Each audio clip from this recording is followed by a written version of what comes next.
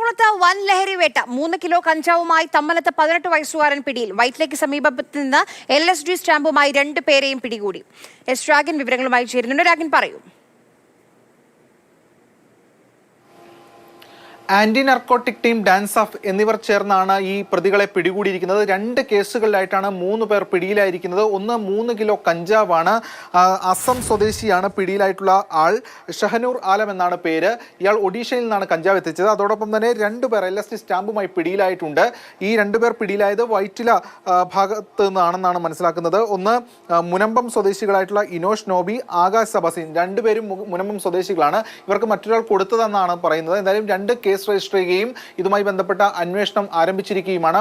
ഒരു case Maradu police സ്റ്റേഷനിലും മറ്റൊരു കേസ് പാലാരിവട്ടം സ്റ്റേഷനിലുമാണ് രജിസ്റ്റർ ചെയ്തിട്ടുള്ളത്. ഇതിന്റെ മറ്റ് വിതരണക്കാർ ഉൾപ്പെടെയുള്ള ആളുകളെ കണ്ടെത്തും. അതോടൊപ്പം തന്നെ ഇവർക്ക് ലഹരി കൊടുത്തവരെ സംബന്ധിച്ചുള്ള അന്വേഷണവും ഇപ്പോൾ ആരംഭിച്ചിട്ടുണ്ട്. ശരി.